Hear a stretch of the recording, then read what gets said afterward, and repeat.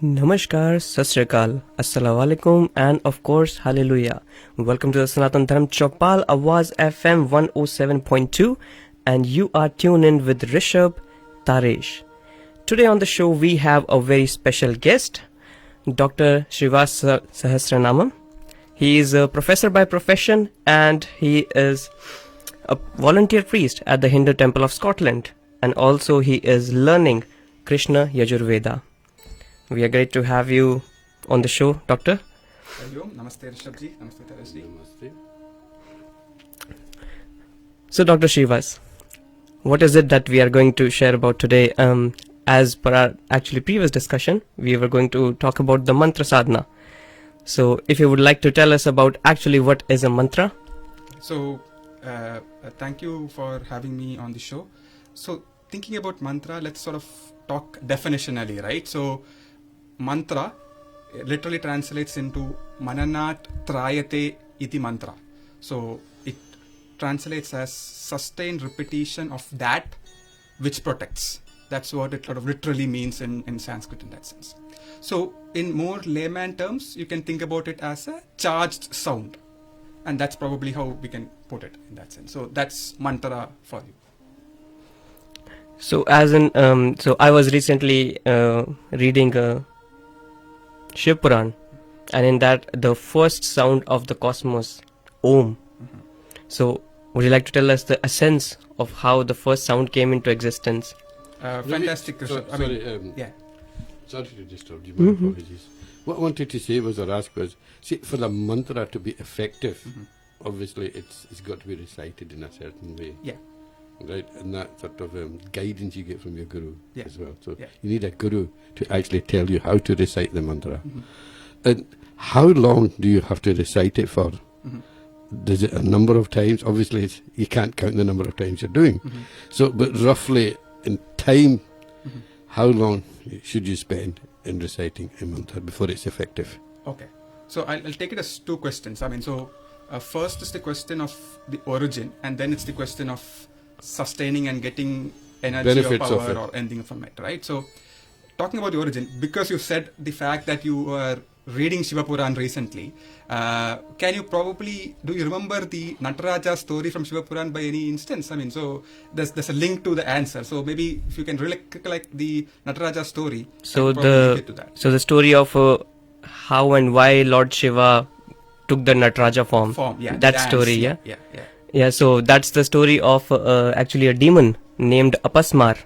So he was like a short-heighted demon, and once what happened that there were some sages who became proud of their austerities, that they are very powerful and that the world is being sustained only on their powers. So they were doing some yagna in the forest, and Lord Shiva decided to test them, that let's see how much purity in actuality they have.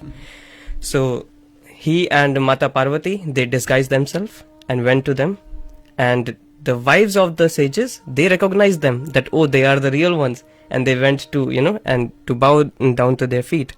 But the rishis, because they were too much full of themselves, they were like, how dare you, and then they had control over that demon Apasmar, and they said that attack them. The demon Apasmar, so he is actually a personification of, you can say, unconsciousness, making somebody unconscious. He is a root cause of many diseases, especially it is said about the seizure disease, I think so, and making people unconsciousness and taking away their knowledge. So he attacked Mata Parvati first and made her unconscious. Lord Shiva became furious on this, and that is when he took the Rudra form, started the Tandava, killed Apasmar, and that is the great Nataraja form he took, right? Yeah. So, really good that you kind of reflect the story almost very well. So it essentially is about ignorance and kind of conceptually it's about ignorance being destroyed in that sense, right? But what's relevant for the answer to the mantra question is, if you look at Nataraja form that you might have seen in pictures, on one hand Shiva has what's called as Damaru, which is a musical instrument. On the other hand, Shiva has Agni, and the other two hands are in Abhaya Mudra, which is like a sort of Ashirvada form of sorts, right? So the origin of sound is conceptualized to have come from the Damaru, which is on Shiva's hand. So initially it's said that like 14 categories of sounds came from the Damaru, which is called as Maheshwara Sutra. Maheshwara Sutra, okay, Maheshwara and Maheshwara Sutra, right? So those 14 sounds, Sage Panini, who is considered as the sort of Sanskrit grammar guru of sorts, is said to have conceived the Sanskrit letters from listening to these 14 categories of sounds, and that translated into 57 letters of Sanskrit. Oh. So that's how Sanskrit as a Origin language of originated. Sanskrit, yeah. And that is linked to consequently about how mantras are conceptualized and written and rest of it, right? So the link to origin of mantra, you can kind of trace it back, if you kind of look at that way, to the Damaru and the Nataraja story in that sense. Wow. That was something new. I never knew the origin of, like the Sanskrit language itself is from the Nataraja form of Lord Shiva. See, the mantras, you cannot make a mantra yourself. Mm-hmm. It's got to be given to you by Paramatma through meditation. So mantras are all kind of divine sort of keys, I suppose, in that sense, that we use for certain opening up our consciousness. Absolutely. Or benefits in this physical material world. Absolutely. Yeah. So what you are saying kind of links very closely to what we know as the Shadanga, or the 6 elements of a mantra. Right? So the 6 elements. So the elements are Rishi, Chandas, Devata, Shakti, Bijam and Kilaka. Okay? So if you had seen people doing puja in temple, you might have seen the main priest doing something like this and stuff like that, right? So what is being done in those actions is essentially this Shadanga being conceived. It's called Shadanganyasa, right? So Shadanga is like 6 elements. limbs, or 6 elements, 6 limbs, 6 aspects. You can kind of translate into English in different ways, right? So 6 things basically, okay? So the first thing links to what you asked. So first is Rishi.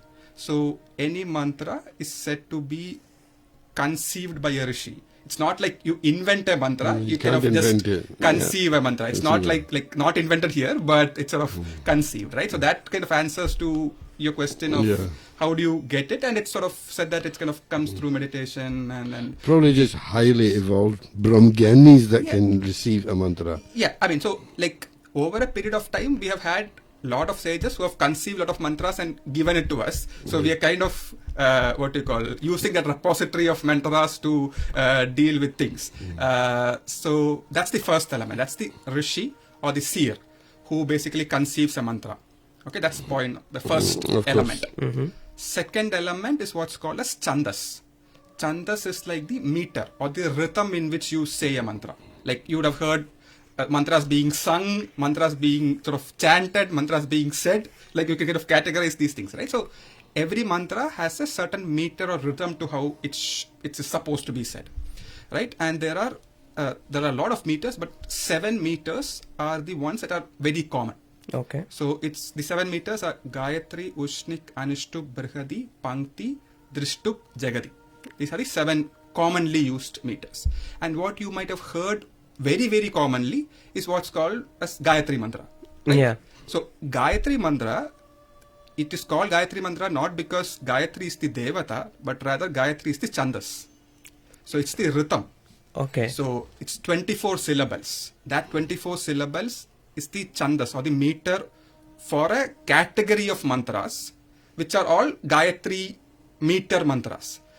So what you popularly know as Gayatri Mantra is actually about Savitur Devata. Okay. It's not about Gayatri Devi. It's about Savita Devi. Okay, Savitur Devi.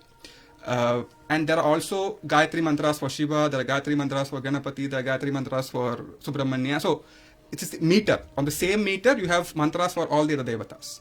So that's the meter, which is the second part, or the Chandas. Okay. Third is the Devata, or whoever is the deity for whom that mantra is specific to, right? So when you are invoking a particular mantra, you are sort of invoking that deity in that sense. When you are meditating on a mantra, you are meditating on that deity, for instance. So that's the third element. The fourth element is what's called as beach. Or you might have heard as Bija mantra. I've heard of Bij mantras. So you might have heard about it almost independently, but it's one of the 6 elements of a mantra in itself, right? So Bij is nothing but like a short form or like a seed syllable, or it's like a one word. So it's like a shorter version of probably a larger mantra, which is sort of the one that is likely to be more commonly used when you are meditating on a mantra. So mantra itself can have different size and forms in terms of the length. Some mantras like Gayatri mantra, as I said, is only 24 syllables, so it's not like too long. But there might be some mantras which might be slightly more longer, but then they will have a seed element to it. So people, when you are deep into meditation, you're probably just meditating on that seed mantra, which is the Bij mantra for us. Okay. So that's the fourth element. Fifth element is the Shakti. Shakti is like the energy part of a mantra, right? So if you kind of think about Shiva, you always think about it as Shiva and Shakti, right? So there is masculine form to the energy and sort of feminine form to the energy, as you kind of can say. I'm not saying male deity, female deity. I'm just saying masculine form of energy to anything, feminine form of energy to anything, right? And Shakti is sort of conceived as the feminine form of the energy. So that's energy part. Yeah. And the final thing is what's called as Kilakam. Kilakam is like a lock. So all the mantras have a certain lock to them. Okay.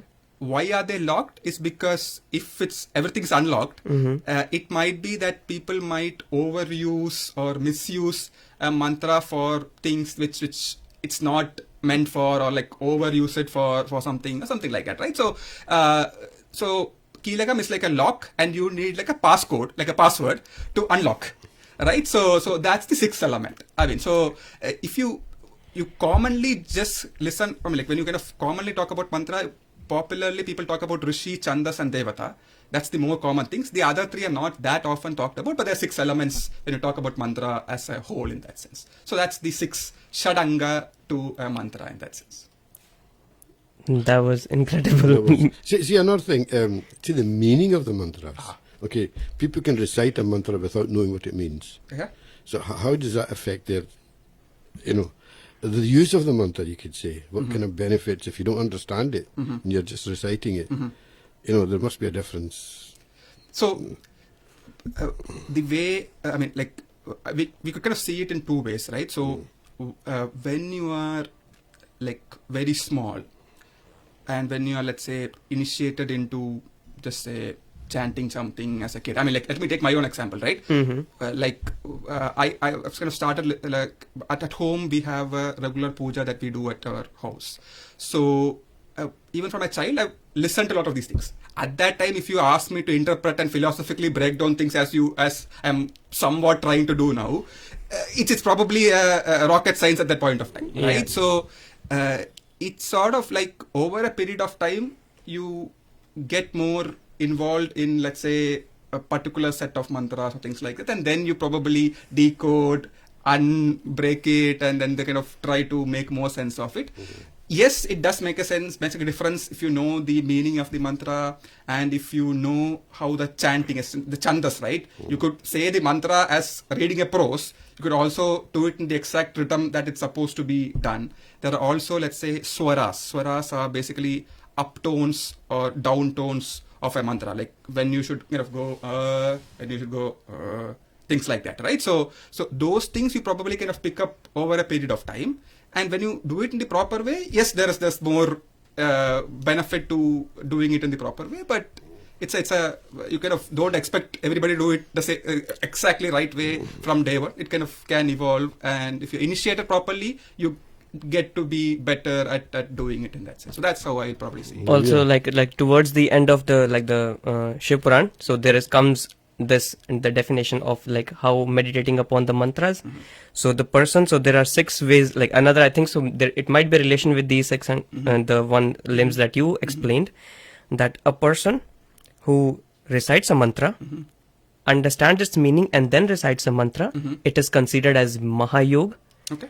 And then the further ones, like who are just chanting it, but chanting it right, then it's one lower and then lower, and some people are just listening it, not knowing why it is done and why that. That is actually not right to do, because many mantras are not to be chanted in public, not to be chanted until unless a guru has given it to you.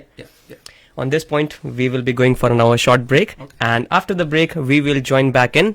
It's time for a small bhajan, and this is by Kabir Cafe. It's a very nice band. I actually like their music, and it's Kya Leke Aaya Jagat Mein, and it's a dohe by Kabir ji, and very popular. Hope you all enjoy it.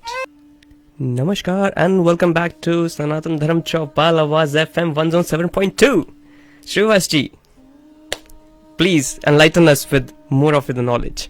So I think I'll just take off from where we left just before hearing to the very wonderful Kabir Cafe bhajan.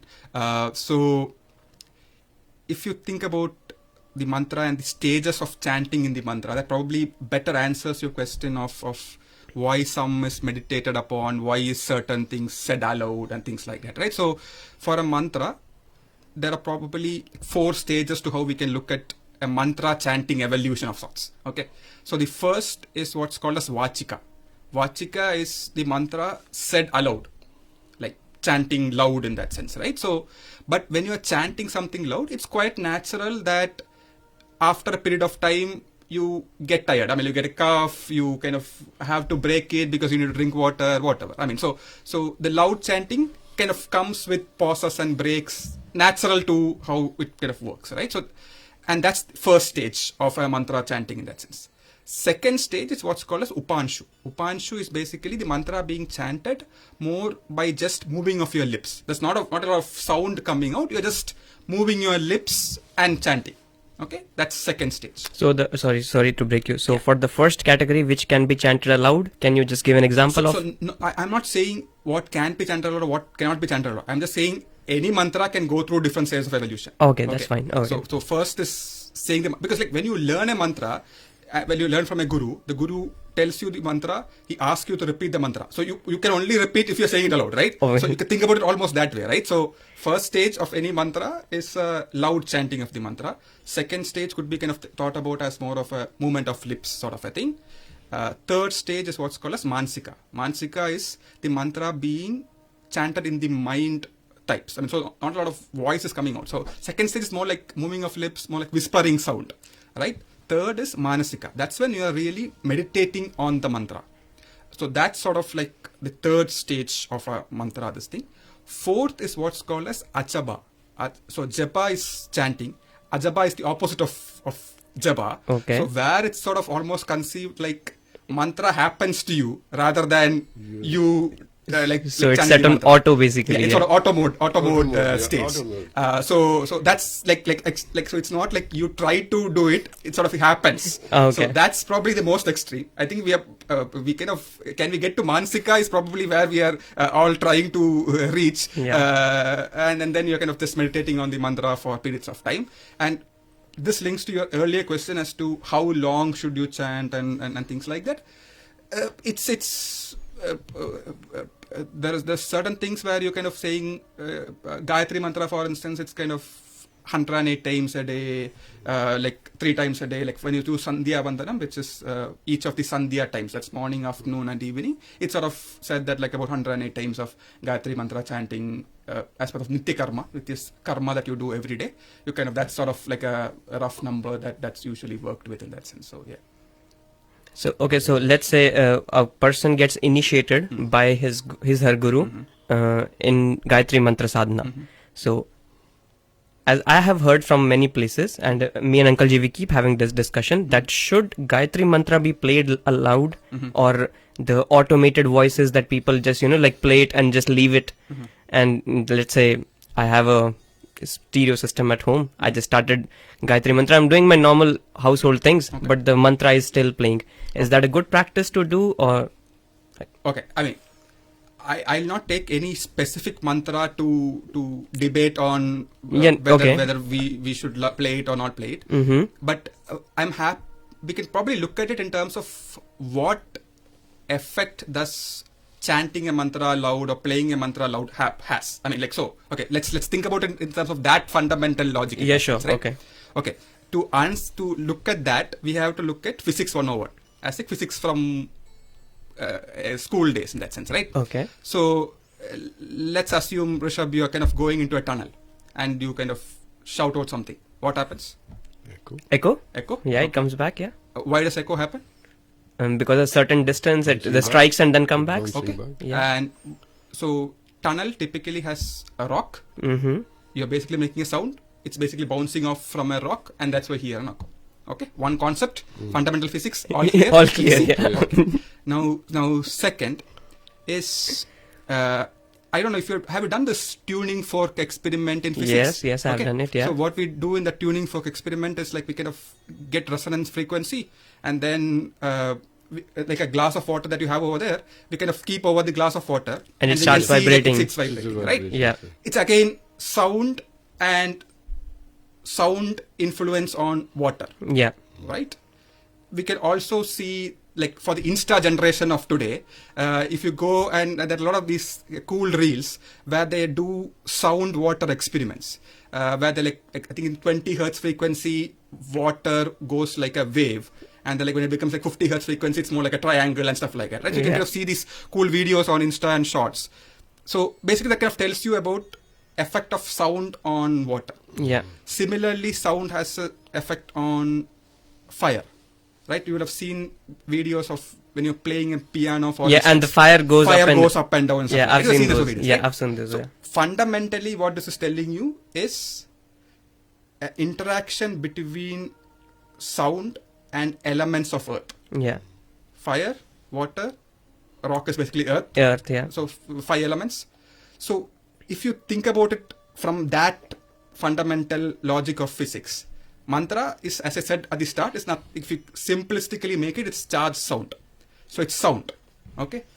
And when you go into a temple, for instance, ignore all aspects of divinity and thinking about all of this. Let's think just structure and dynamics of how a temple looks like, right? So the idols are typically made of rock, Mm-hmm.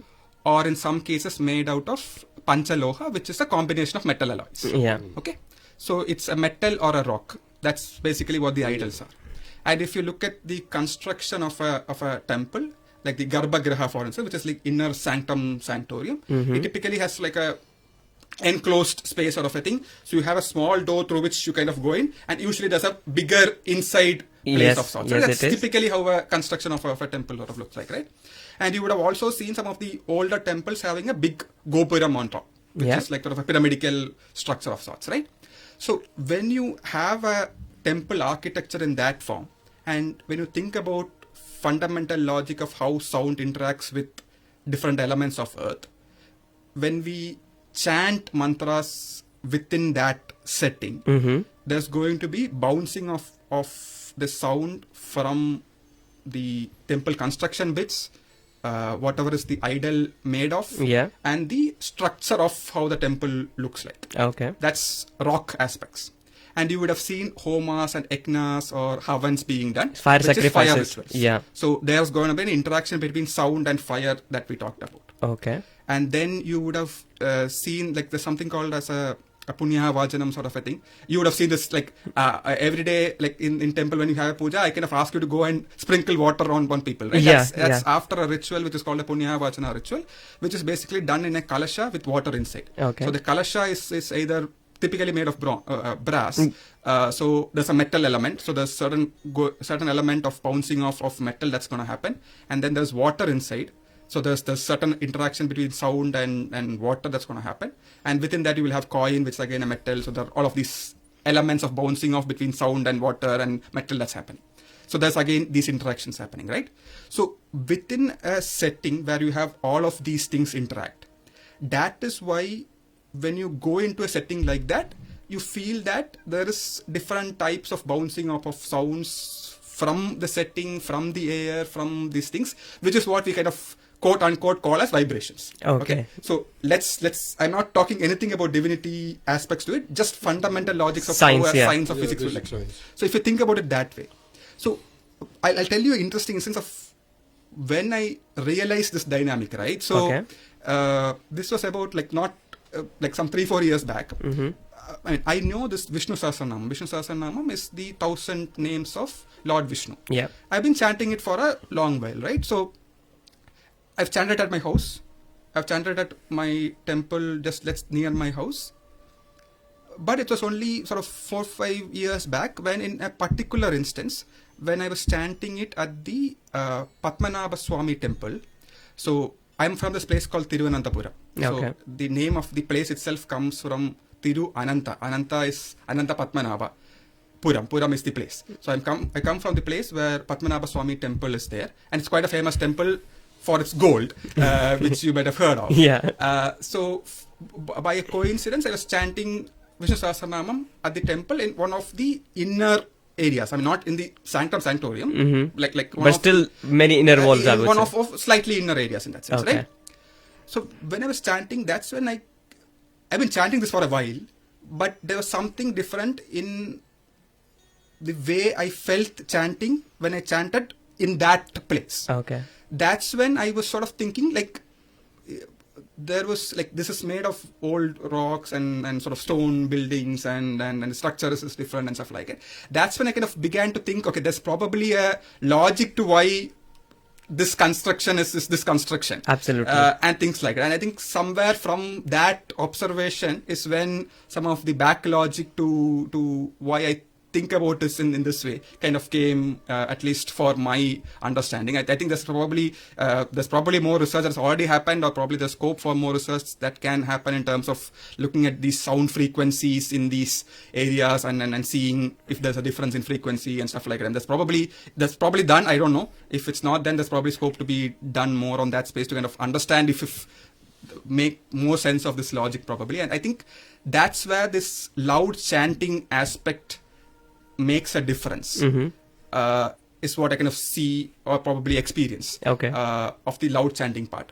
The Mansika part, which is like the third part I said in the evolution, I think that part, which is when you are chanting the mantra more secretively or just meditatively, I think that's more for a inner consciousness development and things like that. So I think there's probably space for different stages. Okay. One just in terms of learning through this, and the other in terms of what it does in terms of the place and location and the dynamics of where and how it's chanted and things like that. I mean, that's just my interpretation of some of these things. So the highest mantra is no sound at all then? If you think of inner consciousness as the highest stage, then yes. There is no. Yeah. And Sufism says the same thing. Yeah. You know, the highest, namaz, the highest form of namaz is when there is no sound. Mm-hmm. You know, nothing. And that is what dhyan is. Yeah. That is what yogis do, right? They just sit. We're going to play that on radio one of these days. Why not? Yeah. You know, it's fantastic. It's very long. It's Burli Shah. You know, the highest form of namaz is when there is no sound at all. And he finishes the crescendo of sort of Narayan Hari. You know, that's a highlight of the Sufism song. Yeah. I've got it on. We'll do it probably next week then. Right through. We can maybe 5 minutes at a time or something. You know. So actually that brings us to like back to the same question. So now chanting is okay, loud chanting, and that's a actual evolution story. So loud and then whispering it, then just manan, and then the mantra, you become the mantra itself, kind of thing. Like Kabir says, सिमरन लगन लगाए के मुख से कुछ ना बोल रे, बाहर के पट बंद कर ले, अंदर के पट खोल रे, माला फेरित युग हुआ गया ना मन का फेर रे, हाथ का मन का तोड़ दे, मन का फेर. It's exactly what you've been doing. So that's been explained in a poetic manner. Oh, nice. And so this is like I didn't know that. School kind of thing, like, okay, so what actually Kavira wants to say, or so this is like, and then the teacher will tell you the entire explanation that this is actually what it means. So chanting a mantra right, would you like to enlighten us on the significance of chanting it right, please? So if you think about grammar, if you say something with the grammar, it is more appropriate. Yes, absolutely. That's true. Okay. It's meaningful. So I'll probably answer that in two parts. Okay. One is it's easy to get the meaning of a term wrong in Sanskrit because if you just say before something else, it almost means the exact opposite It changes meaning the of changes whatever the that thing is, concept. right? So when you have such small nuances of how something could mean exactly the opposite of what you want it to mean, it's good to be more careful in terms of how you are saying it in that sense. So that's part one of my answer. Part two of the answer is, we are all humans, Yes. and by default we are bound to make mistakes. So even when we do chanting and all of that, at the end we always end it with something called as Shema Aparadha Stotra, which is asking for forgiveness for any aparadha or wrong that we have done. And this is aparadha of different categories, right? It's aparadha in terms of how we have chanted, aparadha in terms of materials used, or you might have wandered off in your thinking to something else. Yeah. All of these things are extremely realistic in how Yeah. human mind works, right? So we always end any puja or chanting or anything with Shema Aparadha, which is to just say that, like, I've done, at least in my mind, with devotion and with what I thought was due concentration, but by all chances I would have probably messed things up. But I'm sorry for that Messing up, of this thing. So the second part of why I'm bringing that up is, yes, you did the chanting by probably knowing the meaning, maybe without knowing the meaning, or with the exact term in mind, but probably something would have come which might have slightly altered the meaning. But then you do this at the end to kind of take yourselves out and then say, okay, I tried my best, but I might have been small errors. Forgive me for that. But at the end of the day, I did all with Krishna in mind or Shiva in mind, or everything is arpana to a particular deity in that sense. So you kind of end it off that way, so that you're kind of making yourself disjoint with potential errors and things like that. That's how I conceive, or at least I think about it. When I'm chanting, I'm chanting with all devotion, but I also end it with this, knowing consciously that all of these things might have had potential errors and errors in that sense. Regarding the Shama factor, so in one of the lectures of spirituality, I also heard from the acharyas that before chanting, because you know that you are going to mess up anyways, so it's a good practice to, before starting your entire puja, you should say 3 times Hari Om, Hari Om, Hari Om. Yeah. So which will be like, I am not knowledgeable enough, as we talked about in the last week when we were talking about Hanuman Chalisa. Like Valmiki ji saying ki, I am not knowledgeable enough, I am just devoted to you. Please, whatever I say, just consider it as my prayer. Now, even Valmiki ji, this is like the level of, I would say, generosity a person needs to have, down to earth, that a great being like him is saying, I have no knowledge, absolutely nothing I have. Yeah. We've got a Kabir bhajan based on that concept in our system here. We'll do that one day. By Mukesh. Okay. I mean, in fact, because you talked about Valmiki, if you know Valmiki's origin story, he basically did not, he was sort of initiated into chanting Rama name by Narada, but he was not able to chant Rama because he was like a hunter sort of a thing. So he was only able to say Mara. Yeah, that's one of the stories. Right? There are different versions of stories. Mara became Rama, Rama, Rama, Rama. Right? So the fact that he's acknowledged ignorance kind of comes from literal evolution of how Valmiki himself evolved in that sense, right? So I think it's true for everyone in that sense, in some ways, yeah. And also, like in one of the another lectures, like they said that if you want to know how much Kripalu Bhagwan is, that how much kind he is on a person, even if, let's say, we are getting late and I say, oh, hurry up. That the word Hari, actually, I mean to say the Hurry, the English one, but actually I have pronounced it Hari, as in the Hari, his name. He said, you will get blessings for that also, that you uttered the word. That's it. It is more than enough. This is like the level of Kripa Bhagwan has, and the level of ignorance that we have. Rishabh, I wanted to mention one thing. Please. We were talking about Valmiki. He was reciting Mara, Mara, Mara, Mara, and he was doing it for so long that sort of... it became Ram anyways, Yeah, but see, the ant hill that evolved round about him while he was doing it, because he was doing it for so long. Yeah. That is actually called Valmiki. This is how his name came to be Valmiki. Yeah, the sort of put, as in like the sort of, what do you call, I don't know what it's called in English. I mean, like sort of a formation of soil that kind of formed over he was actually enclosed in that sort of soil ant hill. thing. Oh, so that's the origin of the word. That's the origin of the word. Thank you so much. Thank you to you both actually, Chodlang, and maybe our audience as well. If nobody knew that how the name Valmiki came, this is how the ant hill or the dust and everything which accumulated on top of him. Term, yeah. So the ant hill, that is called actually Valmiki. Yeah. Grand. So, Sreevas ji, we are coming towards the end of the show, and we would like you to summarize actually what we have talked about today. So, because we would love to have you again on the show with some different topics, all along. So today we had a talk about mantra, the origin of mantras, and then the six limbs. Of mantra. Yeah, the 6 limbs of the mantra, how a mantra came into existence, about the Nataraja story, and then the Damaru, the 24 sounds, and who was the one who accumulated? Panini Rishi? Panini. So it's 14 categories which became 57 letters of Sanskrit. Okay, 14 categories and then 57 syllables of... letters or syllables. Syllables, yeah. And that is how the origin of Sanskrit language came into existence by Rishi Panini. And then we moved on to the chanting of the mantra, like loud, soft, all of those things. Yeah, so chanting stage of the mantra, how it is to be chanted and all. Yeah, how that works in temple settings and all of that. Yeah, and the reverberance of into the temple settings. So which actually brings me to the fact that the level of I would say architectural excellence was there.